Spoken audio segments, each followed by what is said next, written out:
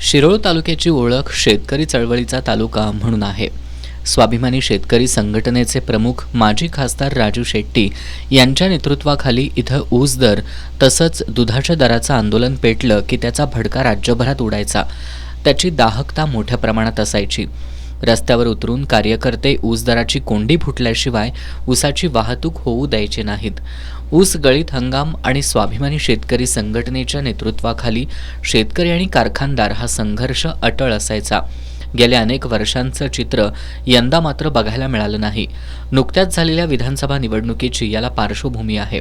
या निवडणुकीत स्वाभिमानी शेतकरी संघटनेला फुटीचं ग्रहण तर लागलंच, शिवाय निवडणुकीत मोठ्या अपयशाचा सामना करावा लागला. दरवर्षीप्रमाणे यंदासुद्धा स्वाभिमानी शेतकरी संघटनेनं ऊस परिषद घेत यंदाच्या हंगामासाठी 3,700 रुपये पहिली उचल आणि मागील हंगामातील ऊसासाठी 200 रुपयांचा अंतिम हप्ता मिळावा अशी मागणी केली होती. आंदोलन अंकुशनं सुद्धा अशाच प्रकारे ऊस दराची मागणी केली, परंतु स्वाभिमानी शेतकरी संघटनेनं या दरासाठी रस्त्यावर उतरून संघर्ष करणं टाळलंय. आंदोलन अंकुशनं काही प्रमाणात ऊसतोडी बंद पाडून चळवळीचा आवाज जिवंत ठेवलाय. कारखान्यांनी मात्र आंदोलनाची धग जाणवत नसल्यानं निर्धोकपणे कारखाने सुरू करून पहिली उचल जाहीर करण्याची तसदी घेतलेली नाही.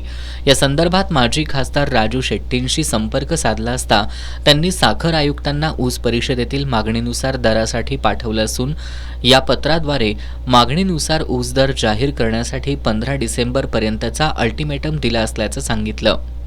सीझन लवकर सुरू करता यावा म्हणून 25 ऑक्टोबरला ऊस परिषद घेऊन गेल्या वर्षी तुटलेल्या ऊसाचे 200 रुपये आणि यावर्षी तुटणाऱ्या ऊसाला पहिली उचल 3700 रुपयाची मागणी आम्ही केली होती. ही मागणीसुद्धा अतिशय व्यवहारी आहे, कारण त्याच्या आधी पंढरपूरच्या एका कारखान्यानं 10.80 रिकव्हरी असताना सुद्धा 3500 रुपयाची पहिली उचल जाहीर केलेली आहे. त्या मानानं 12-12.5% रिकव्हरी असणाऱ्या कारखान्यांनी 3700 रुपये द्यायला काहीच अडचण नाही. त्या संदर्भामध्ये कारखान्यांनी काय निर्णय घेतला त्याला काही प्रतिसाद कोणी दिलेला नाही. तरीसुद्धा आज पत्र लिहून साखर आयुक्तांना सांगितलेलं आहे की 15 दिवसाच्या आत या कारखान्यांनी निर्णय घ्यावा, अन्यथा उग्र आंदोलनाला सरकारला आणि कारखान्यांना सामोरं जावं लागेल. आमची मागणी आहे, एकतर गेल्या वर्षी तुटलेल्या ऊसाची 200 रुपये, यावर्षी तुटणाऱ्या ऊसाला पहिली उचल विनाकपात एक रकमी 3700 रुपये.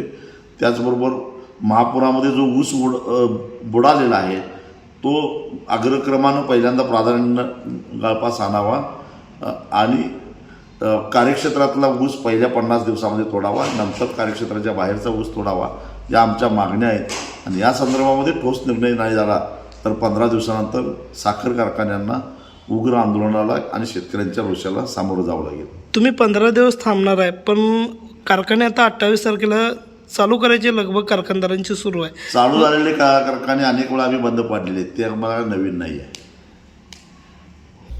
अल्टिमेटम देऊन स्वाभिमानी शेतकरी संघटना थांबली असली तरी धनाजी चुडमुंगे यांच्या नेतृत्वाखालील आंदोलन अंकुश संघटनेनं शिरोळ तालुक्यातील शेतकऱ्यांना ऊसतोडी न घेण्याचं आवाहन करत काही ठिकाणी तोडी बंद पाडल्यात.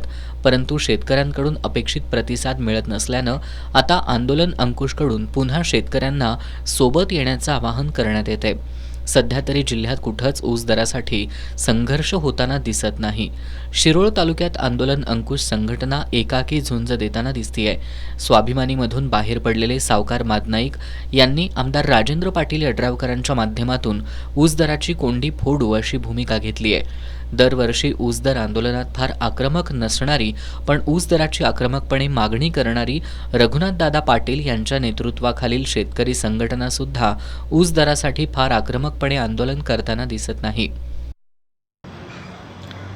कोल्हापूर जिल्ह्यातील साखर कारखानदारांनी आचारसंहितेचा फायदा उठवत कोल्हापूर जिल्ह्यातील सर्व साखर कारखाने सुरू केलेले आहेत. वास्तविक कारखाना सुरू करण्यापूर्वी पहिली उचल ही जाहीर करणे कायद्याने गरजेचे आहे, पण कारखानदारांनी पहिली उचल जाहीर न करताच सर्व कारखाने सुरू केलेले आहेत, हे योग्य नाही. एकीकडे आचारसंहिता चालू होती म्हणून शेतकरी संघटना गप्प होती, पण आता आचारसंहिता संपलेली आहे, आता शेतकरी संघटना गप्प बसणार नाही. त्यामुळे ताबडतोब कोल्हापूर जिल्ह्यातील सर्व साखर कारखानदारांनी पहिली उचल किती देणार ते ताबडतोब सांगावे. आमची मागणी पहिली उचल ही 4,000 रुपये शेतकऱ्यांना मिळाली पाहिजे आणि त्यानंतर 1,000 रुपये अशी 5,000 रुपये मिळाली पाहिजे, ही आमची मागणी आहे.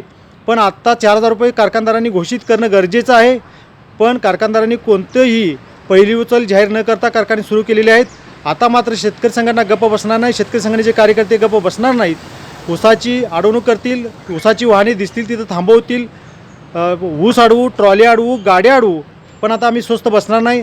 त्यामुळं कोल्हापूर जिल्ह्यातील साखर कारखानदारांनी ताबडतोब पहिली उचल जाहीर करावी आणि मगच कारखाने सुरू करावेत. अन्यथा गाठ शेतकरी संघटनेची आहे, एवढंच या निमित्तानं सांगतो. एकूणच विधानसभा निवडणूक, स्वाभिमानी शेतकरी संघटनेत झालेली फूट आणि शेतकऱ्यांची ऊस दरासाठी संघर्ष न करण्याची मानसिकता यामुळे यंदा ऊस दराच्या संघर्षाशिवाय कारखाने सुरू झालेत. पण शेतकऱ्यांच्या चळवळी थंडावल्यामुळं पहिली उचल जाहीर न करताच कारखाने सुरू करणारे कारखानदार पुढं अपेक्षित दर जाहीर करतील का, अशी शंकासुद्धा व्यक्त होतीये. एस न्यूजसाठी शिरोळहून सतीश पाटील.